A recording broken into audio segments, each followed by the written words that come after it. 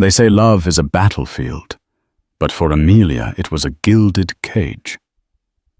She was Mrs. Sterling, wife to the city's most formidable billionaire, a man who controlled empires with a flick of his wrist. But when his mistress demanded an apology and her husband forced her pregnant and fragile onto a stage in front of the world's elite, the gilded cage shattered. What she did next wasn't just a moment of defiance. It was an act of war that would bring an empire to its knees and leave everyone utterly speechless. This is the story of how a whispered apology became a deafening roar of rebellion. The air in the penthouse suite, a sprawling expanse of glass and marble overlooking Central Park, was thick with a silence that felt heavier than any shouted words. Amelia Sterling, her hand resting protectively on the slight curve of her 5-month-old baby bump, stared at the man she had once vowed to love, honor, and cherish. Today, all she felt was a chilling cocktail of disbelief and a slow, simmering rage.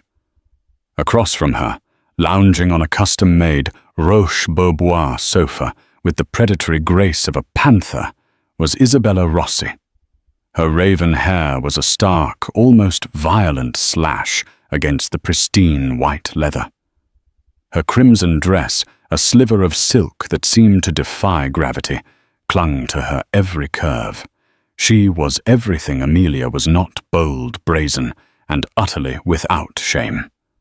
And she was the woman her husband was sleeping with. "It's a simple request," Amelia said, "Liam Sterling." His voice, usually a warm baritone that could charm investors and disarm rivals, now clipped and devoid of any warmth. He stood by the floor-to-ceiling windows, his imposing figure silhouetted against the glittering tapestry of the Manhattan skyline. At 42, Liam Sterling wasn't just a man, he was an institution. Sterling Industries, his brainchild, had its tentacles in everything from tech to real estate, making him one of the most powerful men in the world. His face a chiseled masterpiece that had graced the cover of Forbes more times than Amelia could count, was currently a mask of cold impatience. A simple request. Amelia's voice was a whisper, a fragile sound in the cavernous room. "You want me to apologize to her?" She didn't grace Isabella with a name. To do so would be to acknowledge her existence in a way that felt like swallowing shards of glass. Isabella stretched a languid, deliberate movement designed to draw the eye. A smug smile played on her perfectly painted lips. "He does," she purred, her voice a low, throaty sound that grated on Amelia's raw nerves. "And frankly, I think it's the least you can do." Amelia's gaze snapped to her. "The least I can do." "For what? For discovering my husband in bed with you? For the public humiliation? For the fact that you seem to have no qualms about trying to destroy a marriage while I am carrying his child?" "Don't be so dramatic, darling," Isabella said, waving a dismissive hand, the massive diamond on her finger. A gift from Liam. Amelia knew, with a fresh wave of nausea catching the light. It was a misunderstanding. You weren't supposed to be home. A bitter laugh escaped Amelia's lips. A misunderstanding? Of course. How silly of me to assume I had the right to be in my own home. Enough. Liam's voice cut through the air like a whip. He turned from the window, his grey eyes, usually so full of life and affection, when they looked at her now, as cold and hard as the granite countertops in the kitchen. "This is not a debate, Amelia. Isabella's reputation has been unfairly tarnished by your outburst." His choice of words was a deliberate blow. Her outburst had been a choked sob, a stumbling retreat from the master bedroom, where she had found them entangled in their marital bed. She hadn't screamed, hadn't thrown things, hadn't caused a scene. She had simply shattered quietly and completely. Her reputation. Amelia's voice trembled with a fury that was starting to eclipse the pain. What about my dignity? What about our marriage? What about our child? This is about business. Amelia, Liam said, his tone shifting to one of condescending explanation, as if he were schooling a recalcitrant child. Isabella's father, Lorenzo Rossi, is a key investor in the new Jakarta project. His support is crucial. This situation has made him hesitant. And there it was. The cold, hard truth laid bare in the soulless language of a business transaction. Her pain, her humiliation, her pregnancy, it was all just an inconvenient variable in a multi-billion-dollar equation. So to appease Lorenzo Rossi, you need your pregnant wife to publicly humiliate herself for the sake of your mistress. Amelia summarized the words, tasting like poison in her mouth. I need you to be a supportive wife, Liam corrected her, his jaw tight. I need you to understand the bigger picture. This is for our family. The success of this project will secure our future. Our child's future. Our child's future is secured by having a father with a moral compass, Liam. Not by another billion in the bank, she retorted, her voice gaining strength. Isabella stood up, then gliding over to Liam's side, her hand possessively sliding up his chest. She looked at Amelia with a mixture of pity and triumph. He's right, you know. You're being emotional. It's the hormones, I suppose. The condescension was suffocating. Amelia felt a wave of dizziness. The stress of the past few weeks, the sleepless nights, the constant gnawing anxiety, all culminating in this one unbearable moment. I will not do it, Amelia said, her voice low but firm. I will not stand up in front of anyone and apologize for your affair. Liam's face hardened into a mask of cold fury. You will? He said, his voice dangerously soft. The annual Sterling Foundation Gala is in 2 days. It's the perfect venue. The press will be there. Our most important partners will be there. You will get up on that stage, and you will make a statement. You will say that you overreacted, that you misunderstood the situation, and that you would like to personally apologize to Isabella for the distress you have caused her. And if I refuse, Amelia challenged her heart, hammering against her ribs. Liam took a step towards her, his presence filling the room, sucking all the air out of it. Then you will leave me no choice. I will cut you off, Amelia. No more access to the accounts, no more staff, no more penthouse. You will be left with nothing, and I will file for sole custody of the child, citing your emotional instability. The threat hung in the air, a venomous promise. He would do it. She knew he would. He had the power, the resources, the ruthlessness. He could paint her as an unhinged, hysterical pregnant woman, and the world, so easily swayed by the narrative of a powerful man, would believe him. She looked at his face, searching for a flicker of the man she had married, the man who had once quoted poetry to her under the stars in Tuscany, the man who had held her and wept with joy when she told him she was pregnant. But that man was gone, replaced by this cold, calculating stranger. Isabella, ever the victor, sealed the moment with a final triumphant smile. It's for the best, Amelia. Think of the baby. Amelia stood frozen as they left, their laughter echoing in the hallway, a cruel and mocking sound. The weight of her situation crashed down on her. She was trapped a pawn in a game she never asked to play. The stage was set. The audience was waiting, and she was being forced to deliver a performance that would not only be a public declaration of her own humiliation, but a betrayal of her very soul. As the penthouse door clicked shut, leaving her in the suffocating silence once more, a single tear traced a path down her cheek. But it wasn't a tear of sadness. It was a tear of rage. And in that moment, a seed of rebellion, small and fragile, began to take root in the barren landscape of her heart. She had 2 days. 2 days to decide whether to surrender or to fight back in a way that no one, least of all Liam Sterling, would ever see coming. The 2 days that followed were a blur of suffocating despair and feverish planning. The penthouse, once a symbol of her fairy tale life, now felt like a prison of polished chrome and cold glass.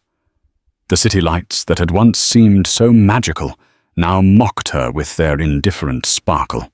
Liam was a ghost in their home, appearing only to remind her of her duty. His voice a chillingly polite monotone that made her skin crawl. He had already informed his PR team to expect a special announcement at the gala, and the buzz was already starting to build in the city's gossip columns. Sources say Amelia Sterling will address the recent rumors of marital strife. One headline read, and Amelia felt a fresh wave of nausea. She spent hours staring at her reflection at the woman with haunted eyes and a belly that held the future. The baby would kick a gentle, insistent flutter, and Amelia would whisper, "I'm so sorry. I'm so sorry I got us into this mess." She felt like a failure, not just as a wife, but as a mother. What kind of mother would allow her child to be born into a world of such cold, calculated cruelty? On the first day, she considered running. She had a small private trust fund left to her by her grandmother, enough to disappear to start a new life somewhere quiet and unassuming. But Liam's threat about custody echoed in her mind. He would hunt her down. He had the resources of a small nation at his disposal. He would use every dirty trick in the book to paint her as an unfit mother, and he would win. The thought of losing her child, of her baby, being raised by Liam and that venomous woman, was a pain far sharper than any public humiliation. That night, as she lay alone in the guest room, the master bedroom now a desecrated space she couldn't bear to enter, an idea began to form, a desperate, audacious plan born from the ashes of her broken heart. It was a long shot, a gamble of epic proportions, but it was the only move she had left. The next morning, she did something she hadn't done in years. She took a yellow cab, dressed in a simple maternity dress and a pair of oversized sunglasses. She was just another anonymous face in the bustling city. She directed the driver to a part of Brooklyn she hadn't visited since before her marriage, a neighborhood of brownstones and tree-lined streets that felt a world away from the sterile opulence of her life with Liam. Her destination was a small, unassuming law office with a faded sign that read, "Julian Croft, Attorney at Law." Julian Croft was a relic from her past, a brilliant but notoriously unconventional lawyer she had known in college. He was the kind of man who championed the underdog, who took on cases that other lawyers wouldn't touch with a 10-foot pole. He was also the only person she knew who was smart enough and perhaps crazy enough to go up against Liam Sterling. Julian's office was a chaotic symphony of overflowing bookshelves, teetering stacks of legal briefs, and the faint smell of old paper and strong coffee. He looked up as she entered, his brow furrowed in concentration over a thick legal text. He was older now, his dark hair streaked with grey, his face etched with the lines of 100 courtroom battles. But his eyes, when they met hers, were the same sharp, intelligent, and missing nothing. "Amelia Cartwright," he said, a slow smile spreading across his face. He hadn't used her married name. To what do I owe this unexpected pleasure? She took off her sunglasses, and the smile faded from his face as he took in her pale, strained expression. "Julian," she said, her voice barely a whisper. "I need your help." She told him everything. The affair, the confrontation, the demand for a public apology, the threat of losing her child. She spared no detail, her voice cracking as she recounted the cold, dismissive way Liam had spoken to her, the triumphant smirk on Isabella's face. When she finished, the silence in the room was as heavy as the one in her penthouse. Julian leaned back in his chair, his fingers steepled under his chin. He was quiet for a long time, his gaze fixed on her. "He wants you to apologize on the stage of the Sterling Foundation Gala," he finally said, his voice a low, dangerous rumble. In front of everyone, Amelia confirmed, her heart pounding. "He wants to utterly and completely humiliate me." "And you?" Julian said, leaning forward, his eyes boring into hers. "What do you want?" "I want to fight back," she said, a spark of defiance in her voice. "But I don't know how. He holds all the cards. He has the money, the power, the influence. He has weaknesses," Julian said, a glint in his eye that Amelia hadn't seen in years. "Every empire has a crack in its foundation. We just need to find it." He stood up and began to pace the small office, his mind clearly working at a furious pace. "He's using Isabella's father, Lorenzo Rossi, as the justification for this performance," he mused, more to himself than to her. "The Jakarta Project. Sterling is expanding his empire into Southeast Asia. It's a massive undertaking, and he needs Rossi's capital." "But what does that have to do with me?" Amelia asked. Everything Julian said, stopping his pacing to look at her. "Liam is a master manipulator. He's not just doing this to appease Rossi. He's doing this to control you, to break you. But he's made a mistake. He's underestimated you." He walked over to a large whiteboard covered in scribbled notes and diagrams from other cases. He wiped a section clean and wrote, "Sterling Gala," in big, bold letters. "This is our stage," he said, a grim smile on his face. "He's given us the platform, the audience, the media. We're not going to refuse it. We're going to use it." For the next few hours they talked, they planned, they strategized. Julian, with his encyclopedic knowledge of corporate law and his uncanny ability to find leverage in the most unexpected places, began to formulate a counteroffensive.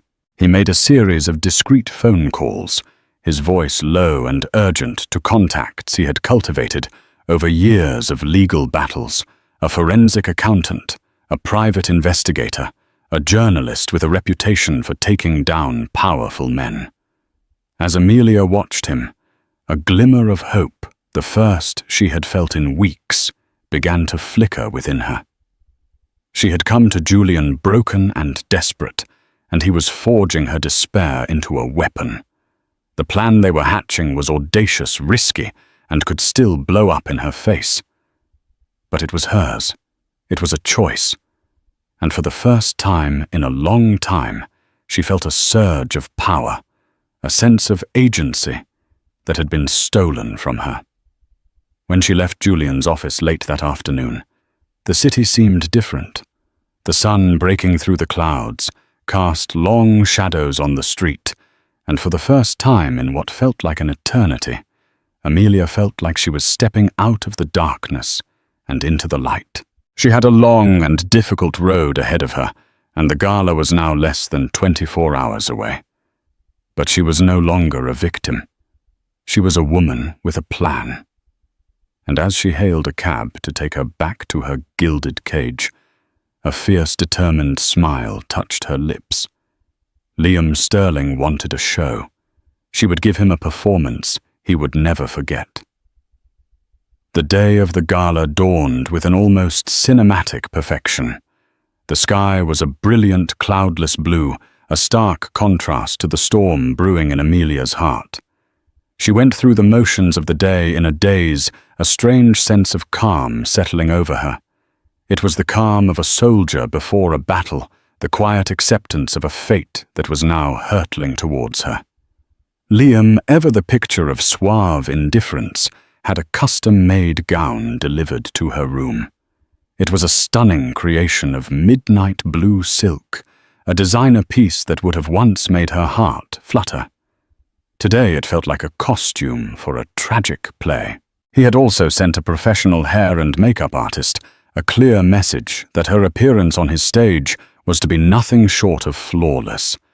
As the stylist worked on her hair, curling it into soft, elegant waves, Amelia's mind raced. Julian's words from the day before echoed in her ears. "Confidence, Amelia. You are not a victim begging for scraps. You are the rightful Mrs. Sterling, the mother of his heir. You have more power than you think. You just need to learn how to wield it." Throughout the day, she received a series of cryptic text messages from Julian. The first, arriving at 10 a.m., simply said, "The package has been delivered." The second, at 2 p.m., read, "The fisherman is in the boat." And the third, just an hour before she was due to leave for the gala, was a single powerful word, checkmate. She didn't know the specifics of Julian's plan. He had told her it was better that way, that her reactions on stage needed to be genuine. All he had said was, "When you get on that stage, speak your truth. But first, let me set the stage for you." Liam entered her room as the makeup artist was applying the finishing touches. He was dressed in a tailored Tom Ford tuxedo, looking every inch the billionaire titan. He surveyed her with a critical eye. A flicker of something, was it appreciation or just satisfaction that his prized possession looked the part in his cold grey eyes. "You look beautiful," he said, his voice a low murmur. It was a line he had delivered 1,000 times, but tonight it was stripped of all its former warmth and sincerity. It was a statement of fact, an observation on the quality of his investment. "I'm ready," she said, her voice steady, betraying none of the turmoil within. The ride to the museum, where the gala was being held, was silent. The air in the back of the Maybach was thick with unspoken words, a chasm of resentment and betrayal separating them. Amelia stared out at the city lights, her reflection a ghostly image in the tinted window. She saw not the frightened, broken woman of a few days ago, but a woman with a purpose, a woman on the precipice of a life-altering decision. The Sterling Foundation. Gala was the social event of the year. The red carpet was a frenzy of flashing cameras and fawning reporters. As Amelia stepped out of the car, a collective gasp went through the crowd. She was a vision of ethereal beauty, her pregnancy adding a soft, radiant glow to her features. But it was the look in her eyes that was different. There was a fire there, a steely resolve that no one had ever seen before. Liam, ever the master of public perception, placed a proprietary hand on the small of her back, guiding her down the red carpet. He smiled for the cameras, the perfect image of the doting husband. Amelia played her part, a serene, almost enigmatic smile on her lips. She could feel Isabella's eyes on her from somewhere in the crowd, a burning gaze of triumph and malice. Inside the grand hall of the museum had been transformed into a glittering wonderland. Crystal chandeliers dripped from the ceiling, casting a warm golden light on the city's elite. The air was filled with the murmur of polite conversation, the clinking of champagne glasses, and the soft strains of a string quartet. Amelia moved through the crowd like a queen in a court of her own making. People came up to her, their faces a mixture of pity and morbid curiosity. They offered her words of sympathy, their eyes darting nervously towards Liam. She accepted their condolences with a graceful nod, a quiet dignity that seemed to unnerve them. She saw Isabella across the room holding court with a group of fawning admirers. She was dressed in a scandalous red dress, a splash of garish colour in a sea of elegant black and white. She raised her champagne glass to Amelia in a silent, mocking toast. Amelia simply met her gaze, her expression unreadable. As dinner was winding down, Liam leaned over to her. "It's almost time," he whispered, his voice a cold caress against her ear. "Don't disappoint me." A few minutes later, the lights dimmed and a spotlight fell on the stage.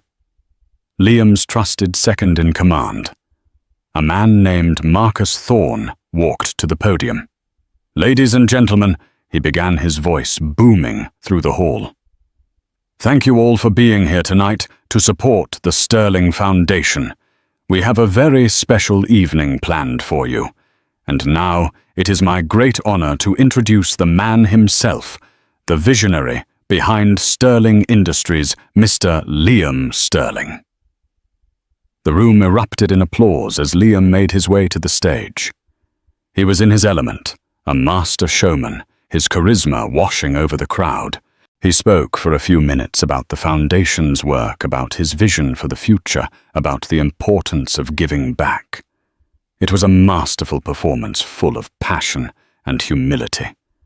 And then he turned to the real reason he was on that stage. On a more personal note, he said, his voice taking on a somber tone, "I know there have been some rumors circulating in the press recently, rumors that have caused a great deal of distress to my family. And tonight my wife Amelia would like to say a few words to address them." A hush fell over the room. All eyes turned to Amelia as she stood up from her table. She felt 100 pairs of eyes on her, 100 judgments being formed. She took a deep breath, her heart pounding a frantic rhythm against her ribs. This was it, the point of no return. As she walked towards the stage, her midnight blue dress flowing behind her, she felt a strange sense of power. She was no longer a pawn in Liam's game. She was the queen, and she was about to make her move. She glanced at Liam, who gave her a curt, almost imperceptible nod of approval. He thought he had won. He had no idea what was coming. She reached the podium, the bright spotlight blinding her for a moment. She looked out at the sea of faces, a blur of wealth and power. She saw Isabella in the front row, a smug, triumphant smile on her face. And in that moment, all her fear, all her doubt vanished, replaced by a cold, hard certainty. She was ready.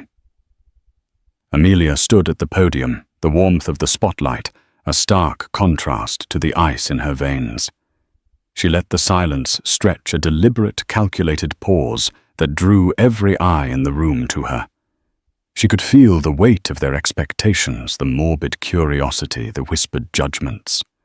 Liam stood a few feet away, a benevolent king observing his queen's programmed obedience. He was smiling, a picture of supportive husbandry. That was the first thing she would shatter. She leaned into the microphone, her voice clear and steady, devoid of the tremor she had feared. "Good evening." She began, her gaze sweeping across the opulent hall. "My husband is right. There have been rumors, vicious, hurtful rumors, that have indeed caused my family a great deal of distress." She paused, letting the words hang in the air. She saw Isabella preen a flicker of victory in her dark eyes. Liam's smile remained fixed, confident. "And I am here tonight," Amelia continued, her voice dropping slightly, drawing the audience in closer. "To set the record straight, I am here to offer an apology." A collective, almost imperceptible sigh of relief seemed to ripple through the room. The scandal would be contained. The social order would be restored. Liam gave her another small, approving nod. "I owe a sincere apology to a woman who has been unfairly maligned in the press, a woman whose reputation has been dragged through the mud because of a private matter." Amelia's eyes found Isabella in the front row. She held her gaze a silent promise of what was to come. Isabella's smirk widened. This was her moment of public vindication. "So I would like to say from the bottom of my heart," Amelia's voice began to swell with an emotion that no one could quite decipher, "I am sorry." She let the words land.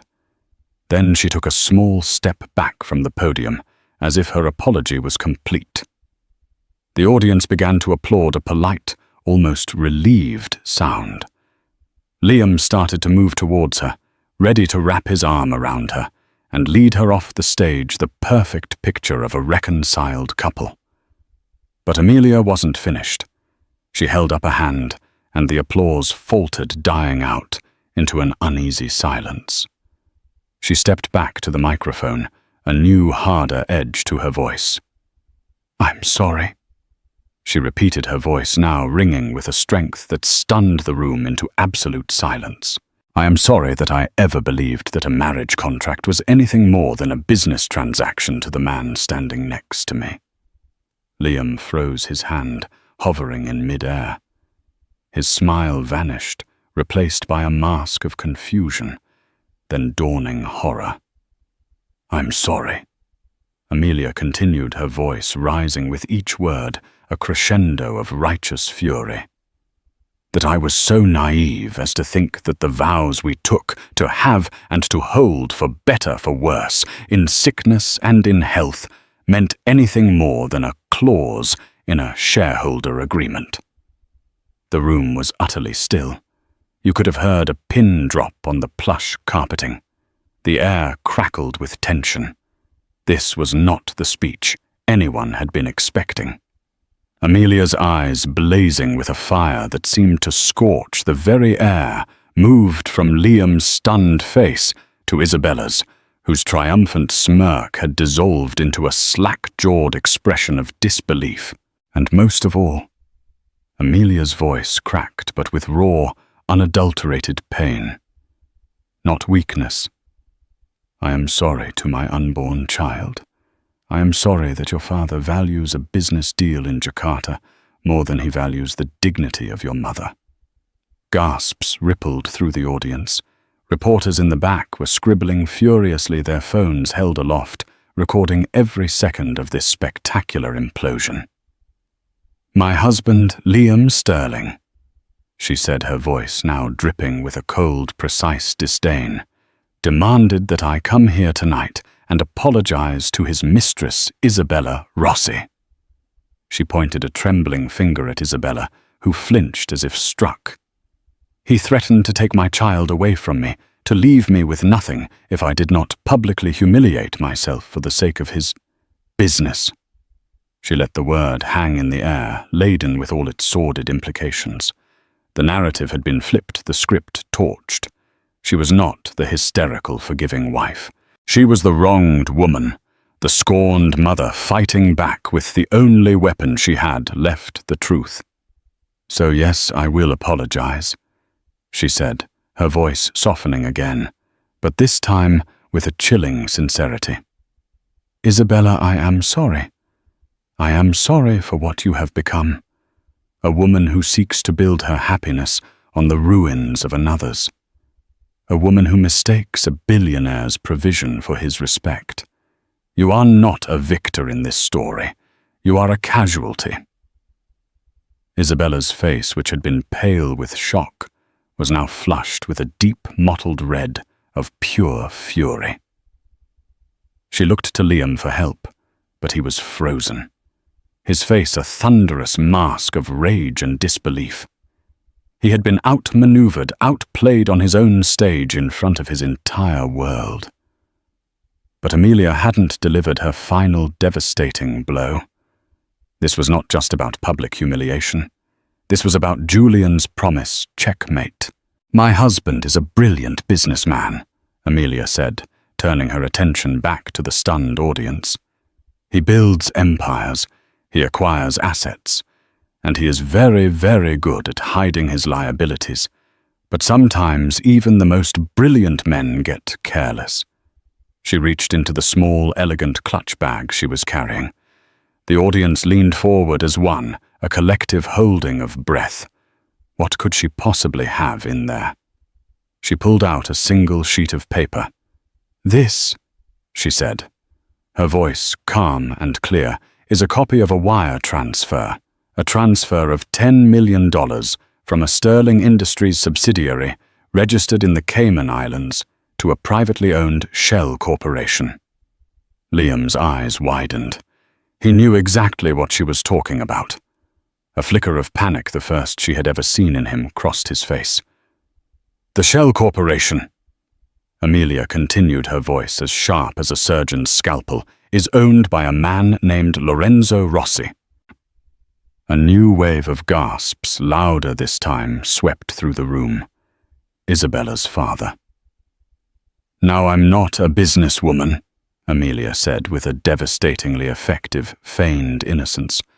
"But it seems strange to me that a key investor would need to be paid $10 million before a major project is even announced. It almost looks like a bribe." The word exploded in the silent room. Bribe. It was a word that could topple empires, a word that could turn a Forbes cover story into a federal investigation. "And it gets worse," Amelia said, her voice dropping to an almost conversational tone, as if she were sharing a juicy piece of gossip. "Because my husband, in his haste to secure this deal, used a subsidiary that holds a significant number of shares in a company that has a major contract with the US government. And as I'm sure the federal regulators in the room will know, any company with government contracts is strictly forbidden from engaging in this kind of creative accounting." Chaos erupted. The reporters in the back were shouting questions. People were on their phones, no doubt, talking to their brokers, their lawyers. The string quartet had long since fallen silent. The Sterling Foundation Gala had just become the scene of a corporate crime. Liam finally jolted out of his paralysis, strode towards her, his face a mask of pure murderous rage. "Amelia, you have no idea what you're doing," he hissed, grabbing her arm. She pulled her arm away, her eyes blazing with a newfound power. "Oh, I think I do," she said, her voice low, but carrying in the sudden lull in the chaos. "I'm saving my child from a world where money is more important than morality. I'm saving myself from a man who thinks a woman's soul is just another asset to be leveraged."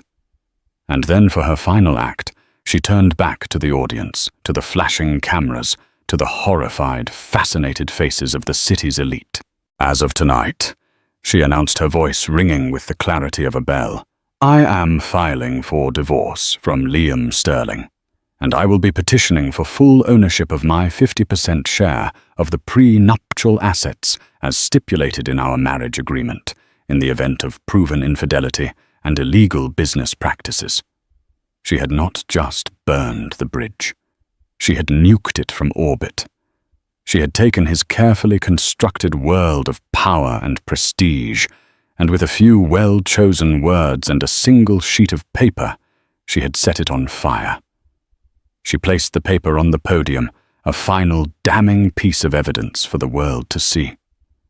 Then, without a backward glance at the man she had once loved, the man who was now staring at the ruins of his empire, she turned and walked off the stage. The crowd parted for her as if she were Moses parting the Red Sea. In the stunned, chaotic silence of the grand hall, The only sound was the confident, rhythmic click of her heels on the marble floor. She was no longer Mrs. Sterling, the billionaire wife. She was Amelia Cartwright, a woman who had been to hell and back, and had emerged not just a survivor, but a queen who had just checkmated the king. Amelia didn't stop walking until she was outside the cool night air, a welcome balm on her flushed cheeks. The pandemonium she had left behind in the grand hall was a distant roar, a storm she had unleashed but was now free from. Julian was waiting for her at the curb, a black town car idling its engine, a low, comforting hum.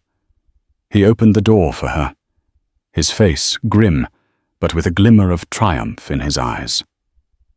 "Checkmate," he said softly, as she slid into the back seat. "Is it over?" she asked, her voice trembling now that the adrenaline was beginning to fade. "It's just beginning," Julian replied, his expression serious as he got in beside her. "But you won the opening battle, and you won it spectacularly." As the car pulled away from the curb, a fresh wave of paparazzi, having gotten wind of the implosion inside, swarmed the entrance, their flashes like a barrage of fireworks. But Amelia was already gone, disappearing into the anonymity of the New York night. The fallout from what the tabloids were already calling the Gala of Wrath was immediate and catastrophic. By morning, Sterling Industries was trending on social media for all the wrong reasons. News outlets replayed the footage of Amelia's speech relentlessly. Her calm, deliberate takedown of her billionaire husband was a global sensation. She was hailed as a feminist icon, a corporate whistleblower, a scorned wife who had risen from the ashes. For Liam Sterling, the world he had so meticulously built was crumbling around him. The stock price of Sterling Industries plummeted in pre-market trading. The board of directors convened an emergency meeting. The Securities and Exchange Commission, the SEC, announced a formal investigation into the allegations of bribery and financial misconduct. Lorenzo Rossi, the linchpin of the Jakarta project, issued a furious denial from his villa in Lake Como. But the damage was done. The Jakarta deal was dead, and Lorenzo, implicated in a bribery scandal, was now a pariah. Liam, who had always been a master of controlling the narrative, was suddenly silenced. His PR team, overwhelmed by the crisis, could do little to stem the tide of negative press. He was trapped in his penthouse, a prisoner in his own ivory tower, the city lights that had once represented his kingdom, now illuminating his public execution. Isabella Rossi fared no better. She was excoriated in the press, branded as a home-wrecker and a co-conspirator. Her dreams of becoming the next Mrs. Sterling had vanished in a puff of public outrage. She fled to Europe, her reputation in tatters. Amelia, meanwhile, was tucked away in a discreet, high-security apartment that Julian had arranged. For the first time in months, she felt safe. The world outside was a maelstrom of her own making, but in her quiet sanctuary, there was peace. She spent her days reading, resting, and talking to the baby, who seemed to kick more and more, as if sensing his mother's newfound freedom. Julian handled the legal storm with the precision of a seasoned general. He filed for divorce, citing Liam's infidelity and the evidence of his illegal business dealings. The prenuptial agreement was ironclad. In the event of such a breach, Amelia was entitled to a staggering 50% of their shared assets, a fortune that would make her one of the wealthiest women in the world. Liam, as expected, fought back with the ferocity of a cornered animal.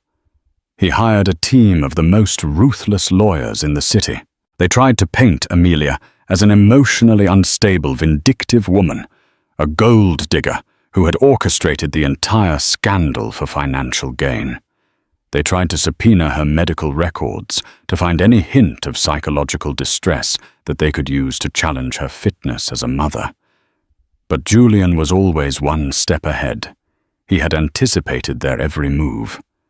He presented the court with a mountain of evidence, sworn affidavits from staff who had witnessed Liam's affair, financial records, meticulously compiled by his forensic accountant, even a recording of Liam's threat to take her child away.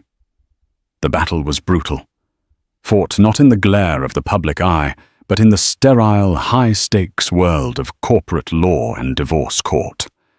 Weeks turned into months. The initial blaze of the scandal died down, replaced by the slow, grinding process of legal warfare. Amelia protected from the worst of it, by Julian focused on her health and her pregnancy.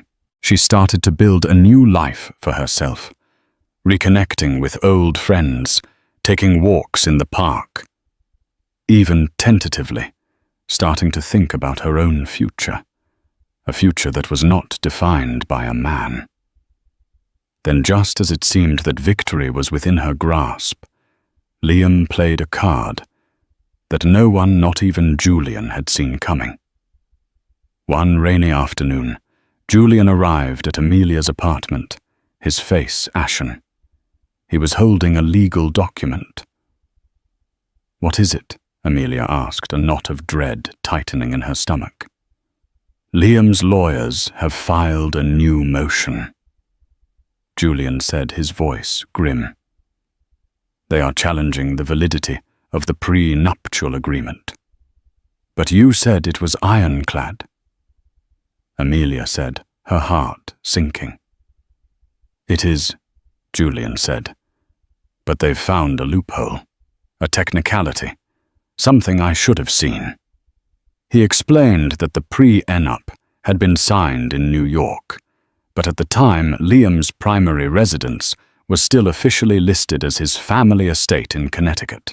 His lawyers were arguing that Connecticut law should apply, and under a little-known Connecticut statute, a prenuptial agreement could be invalidated if one party could prove they had been unduly coerced or had not had adequate legal representation. "But I had a lawyer," Amelia protested. "Yes," Julian said. "A lawyer from a firm that, it turns out, has a long and very profitable relationship with Sterling Industries. They're going to argue that your lawyer was not acting in your best interest, that he was essentially a pawn of Liam's. They're going to say you were a young, impressionable woman in love, and that you were manipulated into signing away your rights." The audacity of it was breathtaking. Liam, the master manipulator, was now claiming to be the victim of his own machinations. He was trying to use his own deceit to his advantage. But the most devastating part of the motion was not the challenge to the pre-enup. It was the final clause. "He's also filed for sole custody of the child," Julian said, his voice barely a whisper. "He's claiming that your actions at the gala, your public and malicious attempt to destroy his reputation, prove that you are an unstable and unfit mother. He's arguing that you are a danger to the child." The room began to spin. The air was thick and heavy, and Amelia couldn't breathe. After everything she had fought for, after everything she had endured, he was still trying to take her baby away. The one thing she could not, would not lose. She had thought the battle was over, that she had won. But she had been wrong. This was not the end. It was just the end of the beginning. The king had been checkmated, but he had just flipped the board over and declared a whole new game. And in this new game, the prize was not money or power. It was her child. And as she looked at the legal document in Julian's hand, a new cold fear gripped her heart. This was a fight she could not afford to lose. And she had a horrifying feeling that Liam Sterling, with nothing left to lose, was about to become more dangerous than ever. The custody battle was a descent into a new kind of hell. The corporate warfare had been impersonal. a game of numbers and legal precedents. This was a war on Amelia's soul. Liam's lawyers, led by a notoriously vicious attorney named Victoria Thorne. Marcus Thorne's wife, a calculated power move, unleashed a brutal character assassination campaign.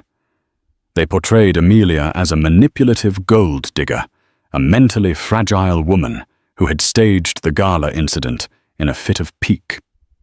They twisted her strength into aggression, her pain into hysteria. Every detail of her life was scrutinized, every private moment twisted into something ugly. They brought in paid experts who testified about the potential psychological damage to a child raised by a mother who had shown such a blatant disregard for social norms. It was a masterclass in gaslighting, designed to break her spirit and convince the court that she was the monster, not him. Amelia, now heavily pregnant, had to endure hours of depositions. Her every word recorded, her every emotion analyzed. Liam sat across from her, a mask of calm concern on his face, playing the role of the worried father. He was no longer the raging tyrant she had last seen at the gala. He was quiet, controlled, and infinitely more terrifying. Julian fought back with everything he had, but the tide was turning against them. The judge, an old-school conservative, seemed swayed by the narrative of the calm, powerful man as the emotional, pregnant woman. The challenge to the prenup was also gaining traction, threatening to leave Amelia financially vulnerable just when she needed resources the most. Despair began to creep back in a cold, familiar shadow. Had she made a mistake? Had she overplayed her hand? The nights were the worst. She would lie awake, her hands on her belly, a terrifying vision of Liam taking her baby from the hospital haunting her. It was during one of these dark, sleepless nights that a strange, fragmented memory surfaced. It was from the early days of their marriage, a conversation she had long forgotten. They were at the Connecticut estate, Liam's ancestral home. He was showing her his father's old study, a room paneled in dark wood and filled with leather-bound books. He had been talking about his father, a man he both revered and resented. My father believed in insurance policies. Liam had said, a strange, faraway look in his eyes, not just for business, for everything, for everyone. He had tapped a secret panel behind a bookshelf, revealing a small, hidden safe. He taught me to always have a contingency plan. The memory was hazy, insignificant at the time, but now it sparked something in Amelia's mind. A contingency plan. An insurance policy. What if Liam, a man who had learned at his father's knee, had one of his own? What if there was something in that safe? Something that could change everything. It was a wild, desperate, long shot. But she was out of options. She called Julian in the middle of the night. The Connecticut estate, she said, her voice urgent. Liam's father's study. There's a hidden safe. Julian was skeptical. Amelia, even if there is, we can't just break in. And what could possibly be in there that would help us? I don't know, she admitted. But it's the only thing I can think of. Liam is his father's son. He's arrogant. He believes he's untouchable. Maybe he got careless. Maybe he kept something he shouldn't have. Julian, sensing her desperation, agreed to look into it. He hired a discreet private investigator, a former FBI agent with a talent for finding things that didn't want to be found. 2 days later, the investigator called Julian with astonishing news. He had not only confirmed the existence of the safe, but he had also discovered that Liam had recently visited the estate just before filing the custody suit. He had been there for less than an hour, and the only room he had entered was his father's study. That was all the confirmation they needed. Julian filed an emergency motion, arguing that the safe could contain evidence relevant to the ongoing divorce and custody proceedings, specifically evidence pertaining to Liam's character and business practices. Victoria Thorne vehemently objected, calling it a desperate fishing expedition. But the judge, perhaps intrigued by the mystery or perhaps wanting to appear impartial, surprisingly granted the motion. The safe was to be opened in the presence of both legal teams. The day they drove out to the Connecticut estate was grey and overcast, the sky mirroring Amelia's mood. The sprawling stone mansion, which had once seemed so romantic, now felt like a Gothic tomb. They met Liam and his lawyers in the dusty, silent study. Liam's face was unreadable, but Amelia could sense a coiled tension in him. He was like a poker player, with a perfect hand, forced to show his cards. A court-appointed locksmith worked on the safe. The silence in the room was thick with anticipation. After what felt like an eternity, there was a soft click. The heavy steel door swung open. Inside, there were several stacks of documents and a small velvet bag. Julian reached in and took out the bag first. He emptied its contents onto the desk. It was a collection of exquisite antique diamond earrings. Amelia gasped. She recognized them immediately. They were a famous set that had belonged to a Brazilian socialite who had died in a mysterious boating accident 5 years earlier. The socialite had been a known mistress of Liam's father. Then Julian began to examine the documents. Most of them were old financial records belonging to Liam's father. But at the bottom of the pile there was a thin, leather-bound journal. Julian opened it. The handwriting was Liam's. It was a journal he had kept in his late 20s, a chronicle of his thoughts, his ambitions, his resentments, and his contingency plans.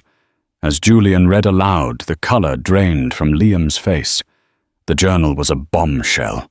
It detailed in Liam's own arrogant prose his deliberate, calculated plan to build his empire. It spoke of leveraging his father's illicit dealings, of blackmailing business rivals, of using women as pawns in his games of power. But the most damning entry was about his father's death. The official cause had been a heart attack.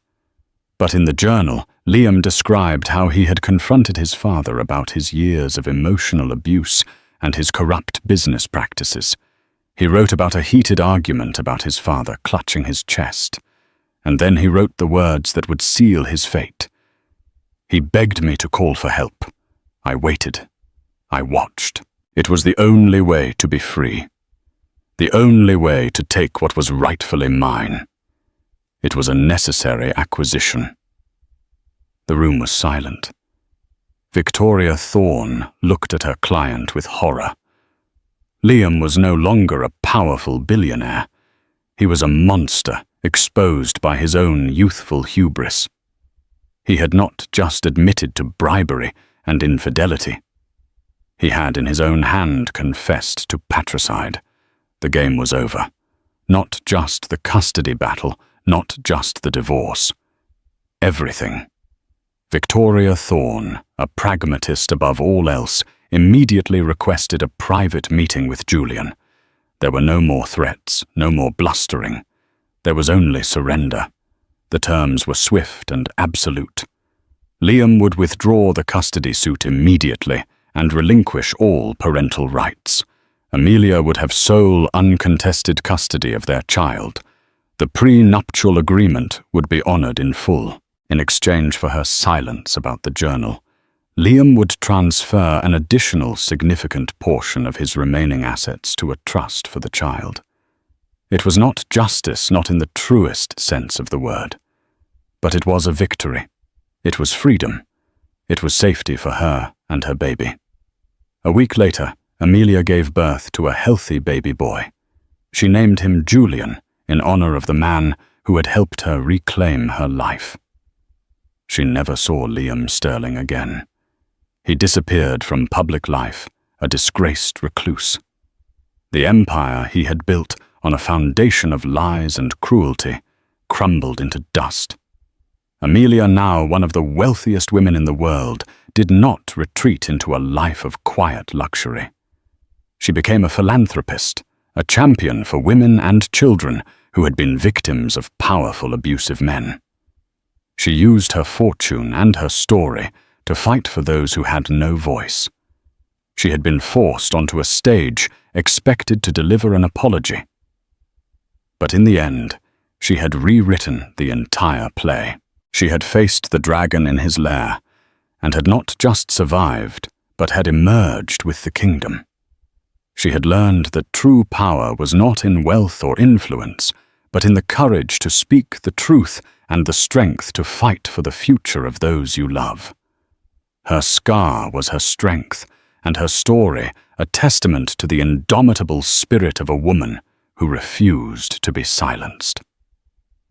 Amelia's story is a powerful reminder that even in the darkest of moments, when all hope seems lost, the human spirit has an incredible capacity for resilience. She was pushed to the brink, her dignity stripped away, and her future threatened. But instead of breaking, she found a strength she never knew she had. She transformed her pain into power, her tears into a tidal wave of change that not only saved herself and her child, but also exposed a world of corruption. Her journey from a billionaire's captive to a queen in her own right shows us that the most powerful voice we have is our own. If Amelia's story of courage and rebellion moved you, please take a moment to like this video, share it with someone who needs to hear it, and subscribe to our channel for more real-life dramas that will leave you speechless. Your support helps us continue to tell these important stories. Thank you for listening.